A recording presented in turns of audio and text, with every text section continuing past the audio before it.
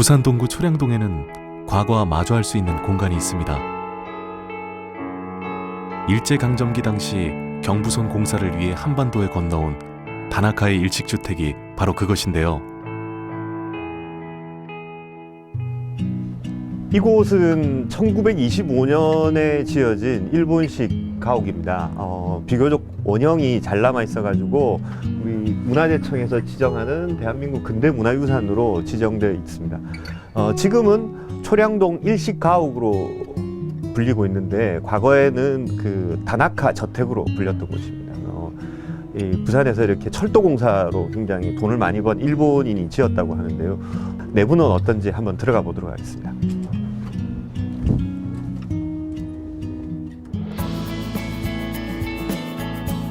일식 주거 양식의 원형이 그대로 보존되어 있는 다나카 주택. 가족들의 보금자리로 먹고 마시며 하루를 정리하는 곳이었을 텐데요. 마치 지금도 과거에 누군가가 살고 있는 것처럼 이곳의 시간은 멈춰 있습니다. 그 당시 부산이 처한 현실과 시대를 느낄 수 있어 근대 생활사 연구의 중요한 자료로 평가되고 있는데요. 지금 이 집을 이렇게 둘러보니까 한 90년 된 역사를 가지고 있음에도 불구하고 좀 낡긴 했지만 그 원형이 아주 그대로 남아있는 것 같습니다. 이처럼 사람들이 움직이면 그 의식주 이런 것들이 같이 움직이죠. 문화가 같이 움직이는 겁니다. 그런데 이런 집들은 그 원형이 그대로 남아있죠. 그 흔적이 고스란히 남아있는데 음식은 조금 다르죠. 그 90년 전의 음식이 지금도 남아있을 수는 없습니다. 이 사람들의 삶 속에서 그 전통이 아주 면면이 이어져 내려오고 있습니다. 그래서 이 집만큼 이렇게 그 원형 그대로는 찾아볼 수 없지만 우리가 그 부산에 남아있는 여러 가지 일본 음식들의 흔적들을 찾아볼 수 있을 것이라고 생각을 합니다. 시간이 빚어낸 부산의 맛 세 번째 순서로 이제 저는 부산에 남아있는 일본 음식의 흔적들을 한번 찾아가 보도록 하겠습니다.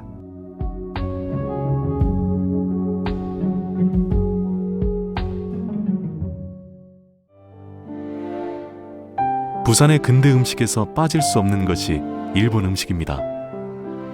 1876년 부산항의 개항과 더불어 많은 일본인들이 부산에 정착하고 대륙 침략의 거점이자 기회의 땅으로 여겨진 이곳엔 일본 문화가 여과 없이 확산됐습니다. 이렇게 개항 이후 뿌리내린 일본 음식은 100년이 넘는 세월 동안 부산의 식문화에 직간접적인 영향을 미쳐왔는데요. 예, 지금 제 뒤로 보이는 이 길이 동광동로라고 하는데 광복로와 더불어서 제일 중심되는 거리였습니다. 이게 이제 이쪽 끝으로는 영도대교가 이어지고 이쪽으로 쭉 가면 예전에 이제 부산역까지 이렇게 이어졌습니다. 이 길이. 부산시청이 옮겨지기 전까지만 하더라도 이 거리는 음식점들, 유명한 음식점들, 예전 일제시대 때부터 이어져 오던 일본 음식점들, 그리고 그 외에 여러 전통 있는 음식점들이 굉장히 많았습니다. 근데 이제 시청이 옮겨가고 나면서 이 거리도 예년만 못하지만 그래도 아직까지 이 동광동로는 그 부산 사람들에게는 굉장히 추억이 있는 그런 거리라고 할 수 있겠습니다. 과거 일제는 기존 부산의 전통적 삶의 공간인 동네 지역 대신 부산진을 중심으로 항구를 개발하고 이후 광복동 일대까지 도심을 확대하는데요. 해방과 한국전쟁을 거쳐 1980년대까지 동광동은 부산 일식의 중심지로 인식되게 됩니다. 1876년 부산항이 개항되고 1945년 해방이 될 때까지 약 70여 년 동안 부산에는 많은 일본인들이 거주하고 있었습니다. 그러다 보니까 부산에는 일본 음식점이 굉장히 많았다고 합니다. 많았고 그런 전통은 1980년대 부산이 경제적으로 굉장히 성장할 때까지 일본 음식점들이 굉장히 호황을 누렸다고 합니다. 그리고 부산 음식의 전통에는 일본 음식의 전통을 또 무시할 수가 없습니다.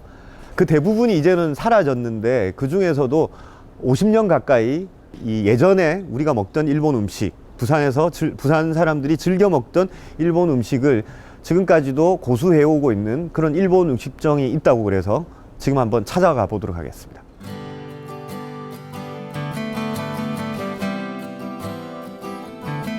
1960년대 지금의 상호로 가게를 연 뒤 반세기에 걸쳐 원도심을 지켜온 이곳.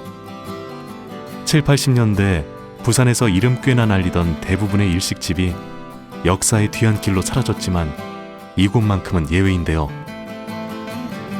변함없는 맛과 정성으로 과거의 명성과 전통을 지켜오고 있습니다.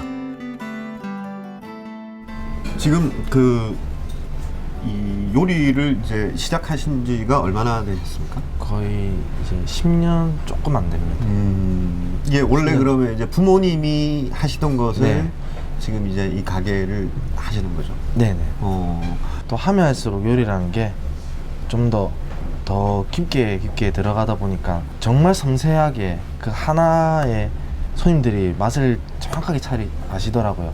특히 저희 매장 같은 경우는 50년 동안 워낙 오랫동안 있었기 때문에 그 손님들이 입맛이란 게 예전에 드신 거랑 지금 드신 거랑 큰 차이가 벗어나면 손님들이 화를 내시긴 하는데 그런 거를 잡으려고 하니까 이제 좀 시대의 변화에 맞추는 것도 있지만 그런 분들 입맛까지도 잡으려는 그런 노력, 그런 게 굉장히 힘들었었어요. 그러면 이제 그분들이 예전에 먹던 음식에 대한 기억이 있기 때문에 네. 이 여기는 지금 과거에 그분들이 드셨던 그 음식들을 그대로 지금 유지하는 것에 오히려 더 신경을 많이 쓰시겠네요. 네, 저희 이제 어머니 모친께서 사실 이 꼭 지켜야 된다라고 상징과 같은 네. 음식. 예. 네, 상징과 같은 음식이라서 그걸 지키셔서 이렇게 되었습니다.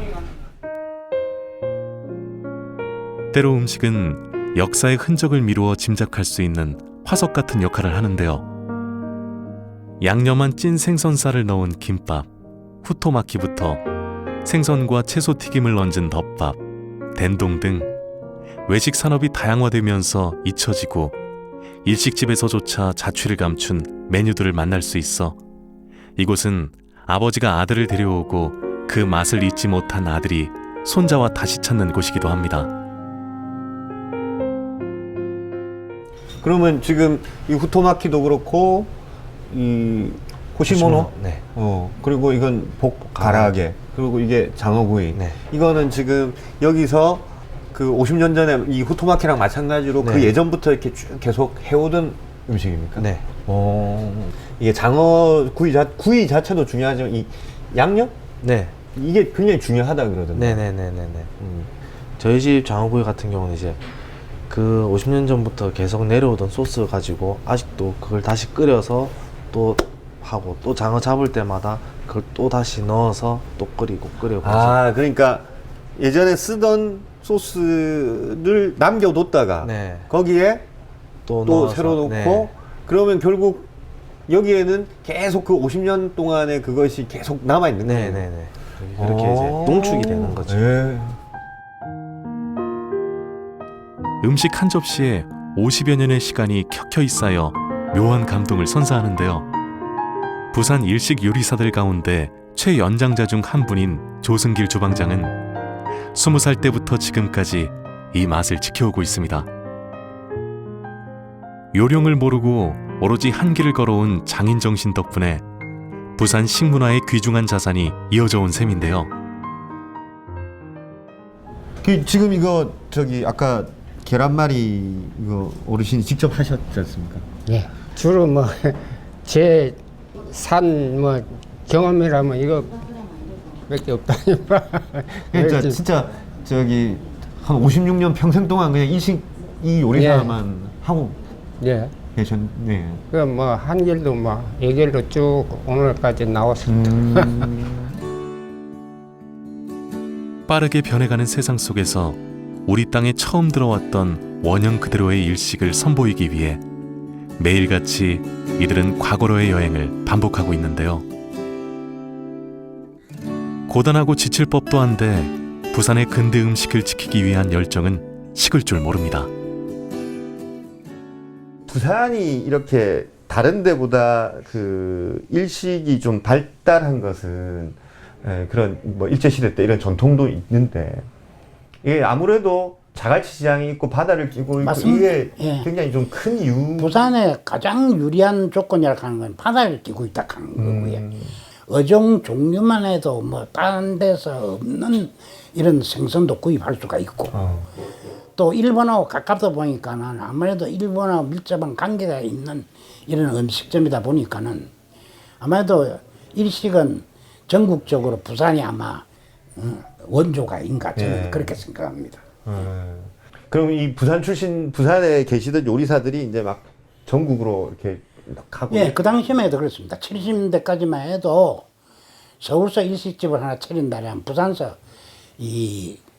그 요리사들을 초빙해서 일식집을 얻었으니까요. 예.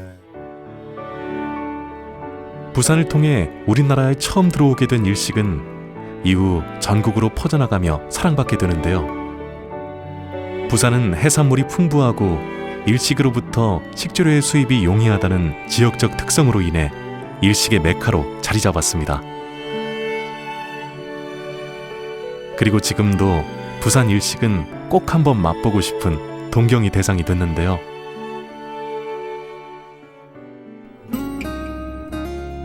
여기 일본 문화의 일방적인 이식이 아니라 부산에 맞게 변형, 정착시켜온 특별한 음식이 있습니다. 1956년 부산 중구 중학동에 문을 연 손국수 전문점에서는 입맛 없는 여름철에 시원하면서도 담백한 맛을 즐길 수 있는 메밀국수를 맛볼 수 있는데요.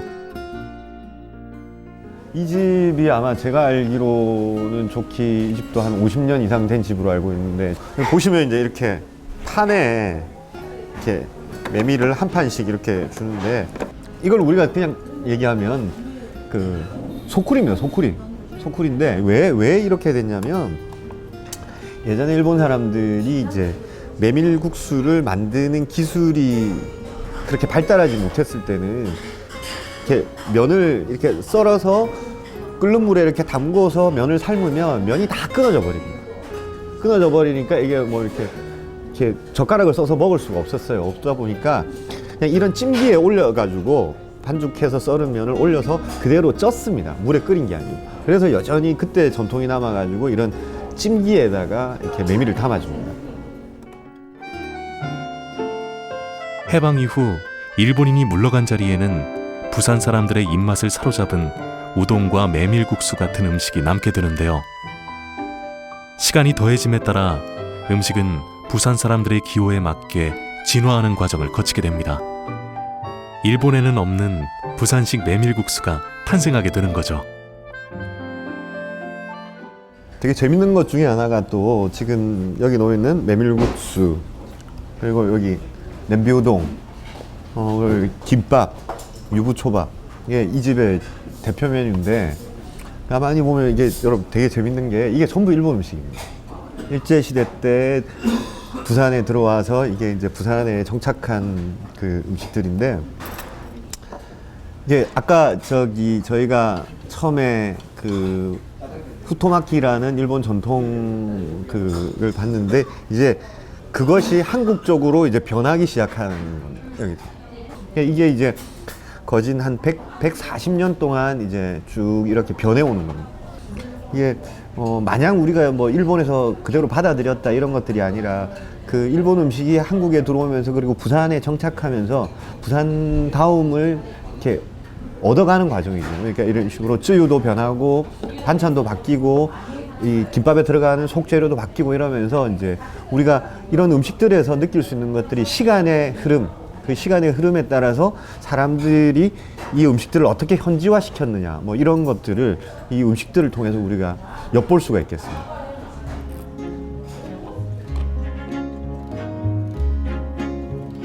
어떤 것이든 우연히 만들어지는 법은 없죠.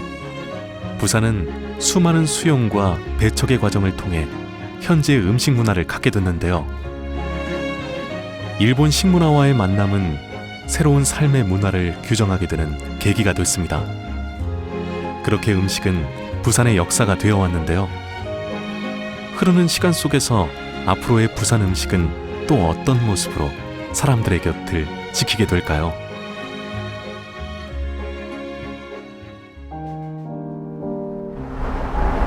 일본 음식에서 이렇게 파생된 부산의 독특한 해장 문화가 이 복국입니다. 복국이고, 이 거리, 그러니까 부산역에서 대신동으로 넘어간 이 거리가 예전에는 2차선 도로였는데 이 도로가 확장이 되면서 여기에서 영업을 하던 복국집들이 다 뿔뿔이 흩어지고 그나마 이제 한 두어 집 정도 남은 것 같습니다. 그 중에 한 집을 한번 찾아가 보도록 하겠습니다.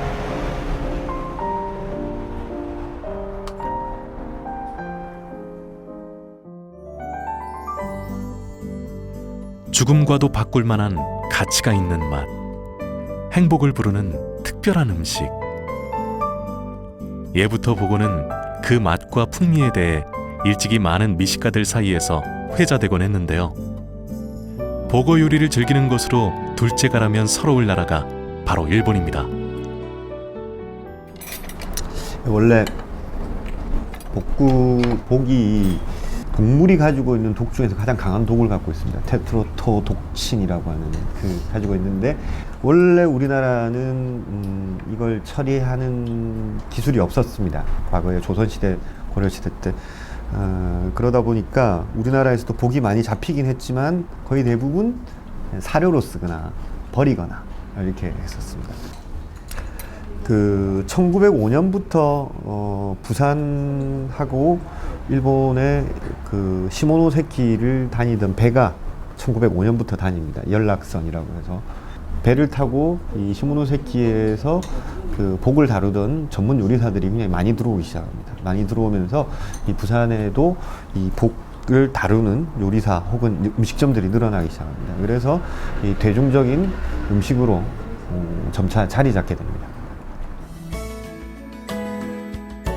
1940년 부산항 선창을 오가는 지게꾼을 상대로 복국을 팔기 시작하면서 부산 중구 영주동에 터를 잡게 된 이곳. 개업 당시 부산의 복국을 전문적으로 요리하는 곳은 거의 없었다고 하는데요. 70여 년이 흐르는 동안 부산의 복국은 스스로의 맛을 발전시켜 왔습니다. 부산에서 다양한 복, 참복, 음복, 까치복 이런 다양한 복들이 잡히는 고 또 그것을 다룰 수 있는 요리사들이 늘어나면서 해장국으로 이렇게 아주 각광을 받게 됩니다. 지금도 서울뿐만 아니라 다른 대도시의 유명한 복국집들은 다 이렇게 부산 출신 요리사들 혹은 부산 출신 업주들이 하는 곳들이 굉장히 많습니다. 많고 그리고 이제 이게 해장 음식으로 자리 잡다 보니까 일본 특유의 복지리하고는 조금 다르게 우리나라에서는 이렇게 콩나물, 미나리 이런 것들이 되게 많이 들어갑니다. 많이 들어가지고 아주 시원하고 해장에도 도움이 되는 이런 것들을 함께 넣어서 80년대부터 시작해가지고 굉장히 오랫동안 이 자리를 지키고 있는 그런 곳입니다. 일본식 복국은 보거에 다른 양념 없이 채소류를 넣고 끓여내는 것을 말하는데요. 부산의 복국은 국물의 특유의 향미와 시원함이 느껴지도록 콩나물과 미나리, 무 등을 가미했습니다. 애주가들을 위한 해장의 기능이 더해졌다고나 할까요? 복국 한 그릇에 흐뭇했을 우리네 아버지의 얼굴이 떠오릅니다. 남포동과 강복동 등 원도심을 중심으로 발전해왔던 부산의 일본 음식점들은 1990년대가 되면서 굉장히 큰 변화를 맞게 됩니다. 우선 공간적으로 남포동과 강복동에서 남천동과 해운대 쪽으로 이동을 하게 되고 호텔 일본 식당들이 굉장히 주목을 끌기 시작합니다. 그 중에서도 1980년대부터 부산 호텔 일식당의 어떤 터줏대감 같은 역할을 하셨던 형제 두 분이 계시다고 해서 지금 한번 찾아가 보도록 하겠습니다. 1980년대 부산의 산업 발달과 함께 찾아온 일식의 고급화 바람은 호텔의 일식 전문점들을 통해 수준 높은 먹거리로 발전하기 시작하는데요. 40여 년간 일본 초밥을 따라온 백선일, 백선필 주방장은 부산 최고의 초밥 장인으로 손꼽히고 있습니다. 45년 하셨고 32년 하셨고 두 분만 해도 벌써 지금 77년 경력이신데 대표님께서 생각하시는 이 스시의 매력은 뭐라고 생각하십니까? 보세요. 일단 눈으로 먹는다. 일본 요리는 눈으로 먹는다고들 보통 표현을 많이 하잖아요. 네. 그래서 모든 음식이 정갈하고 깔끔하게 준비가 돼가지고 그리고 또 이게 지금 말씀하셨던 대로 나름의 조화도 생각하시고 스토리도 이렇게 연출도 하시고 이게 그릇 하나에 그냥 이렇게 마치 예술 작품처럼 여러 가지 의미가 좀 담겨 있는 거야. 누가 그러잖아요. 3초의 미학이라고. 네. 근데 스시를 지어 드렸을 적에 네. 한 입 탁 넣으시면서 기분 좋아하는 표정을 보았을 때는 그만큼 좋은 게 없어요. 수산물의 최대 소비국인 일본은 이미 초밥과 생선회를 세계화하는 데 성공했는데요. 부산과 일본은 바다를 삶의 터전으로 삼으며 많은 수산물들을 획득해왔지만 선호하는 맛에서는 큰 차이를 보이고 있습니다. 일본인들은 숙성된 선어회의 부드러운 맛을 선호하는 반면 부산 사람들은 화로회의 단단하고 쫄깃한 맛을 더 좋아한다고 하는데요. 뭐 좀 부산 사람들이 일식을 찾는 부산 사람들의 어떤 특징이나 뭐 이런 것들을 좀 발견하신 게 있으십니까? 부산 사람들의 특징은 거의 화로 문화지요. 금방 잡은 회를 네. 주로 좋아하시니까 바닷가가 있으니까 네. 바다에서 그냥 바로 잡아가지고 바로 포 떠서 네. 드시는 거 초장에 아니면 막장 이런 것을 이용을 해서 드시고 탱글탱글한 네, 그렇죠. 육질을 중요하게 생각하시고 그다음에 뭐 선호하는 어종이나 이런 것들은 좀 주로 광어를 많이 찾으셨어요. 흰살 생선. 네, 흰살 생선. 참치 같은 것은 이게 영양가적으로 상당히 좋은데도 네. 그런 것은 좀 배제하시고 좀 물컹물컹하다고 해가지고 잘 안 드시고. 앞에서 말씀드렸듯이 일단 흰살 생선들 좋아하시고 근데 이제 조금씩 바뀌고 있어요. 네, 스시 자체도 많이 경험들을 해보시니까 네. 요즘에 최근에는 뭐 새조개가 제철이지 않습니까? 그럼 이런 것들 사시고 예. 그 전에 많이 접하지 않으셨던 고등어. 예. 예, 뭐 일본에서는 이렇게 고등어 스시 이런 것들은 뭐 그냥 전통적인 스시인데도 비리다고들 많이 표현을 그렇죠. 하시죠. 예. 고등어를 구이나 조림 같은 거 먹지 무슨 초밥을 그럼요. 해먹냐 해가지고.